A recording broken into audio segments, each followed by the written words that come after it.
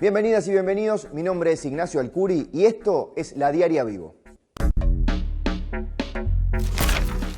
Irán aseguró que impedimento de ingreso de avión iraní a espacio aéreo uruguayo es propaganda en su contra.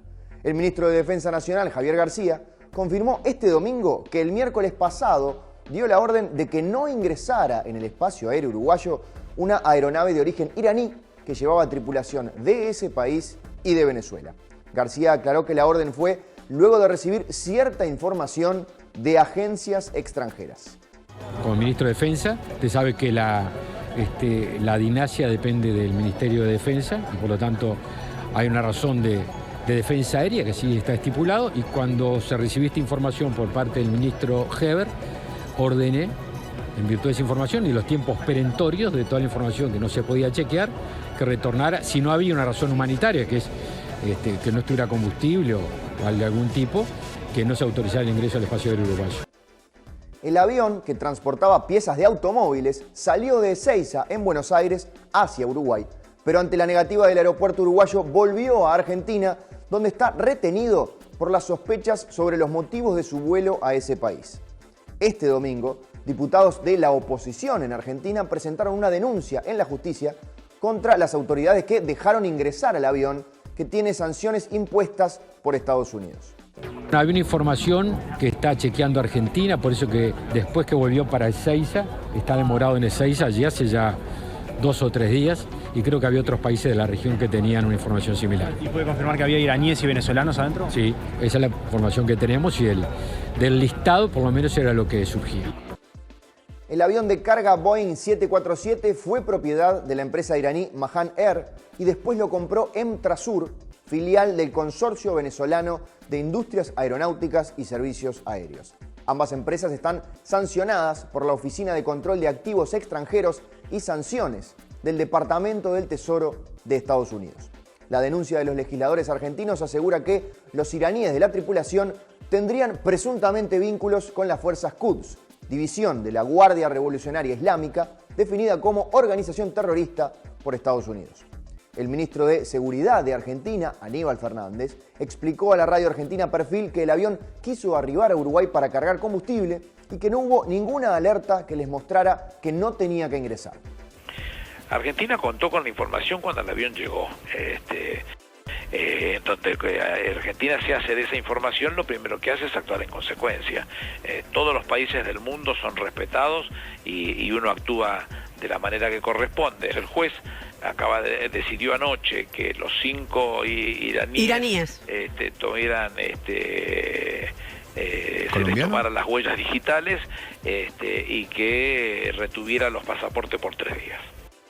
Si bien en Argentina trascendió que uno de los tripulantes tendría vínculos con organizaciones terroristas, Fernández aclaró que su nombre coincide con el de un miembro de la Guardia Revolucionaria de Irán y que se está investigando para descartar que se trate de la misma persona.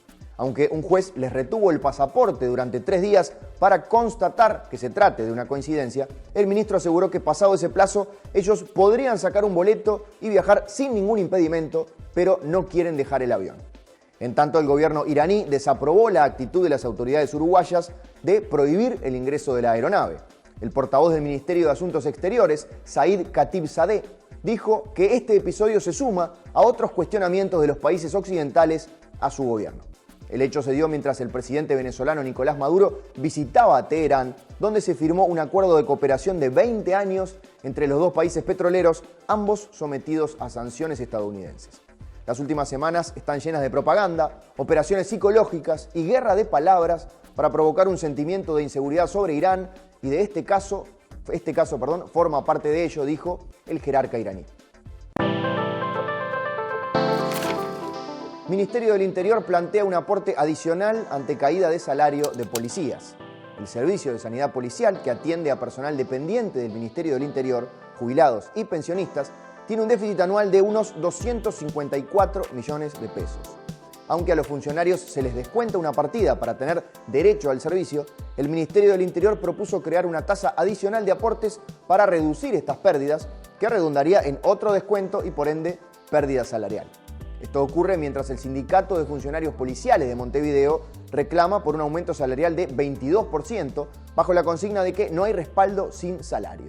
Esta iniciativa fue apoyada por los sindicatos de Maldonado y Canelones, que también rechazaron la propuesta del ministerio. El sindicato de Maldonado, por ejemplo, lo calificó como un atropello y el de Canelones aseguró que la salud la tiene que brindar el Estado con nuestro debido aporte y como tal, el Estado debe hacerse cargo de las pérdidas ocasionadas en este caso, ya sea por mala administración o la falta de recursos. Delgado valoró guardias gremiales durante el paro de educación y descartó esencialidad. Este miércoles, la educación pública está convocada a un paro de 24 horas a modo de reclamo presupuestal, recuperación salarial y contra la persecución sindical que manifiestan sufrir por parte de las autoridades de gobierno. En este marco, la Federación Uruguaya de Magisterio, FUM, anunció que ese día habrá guardias gremiales para asegurar un servicio de emergencia de reparto de viandas para la alimentación de los escolares. El secretario de Presidencia, Álvaro Delgado, saludó la decisión del gremio y dijo que le preocupaba muchísimo que, por un paro por las dudas, dejaran a 32.000 gurises sin comida. Yo creo que la cordura primó y el sindicato, y hay que valorar en esta rediscusión interna que dio, y bueno, cambió de posición de negarse a hacer guardias gremiales para asegurar la comida a los gurises.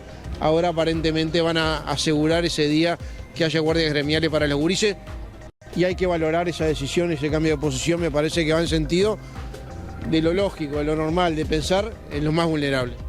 Ante la decisión de la FUM, Delgado descartó que vaya a ser necesario decretar la esencialidad de la educación para ese día o la de los comedores escolares como había sido propuesto.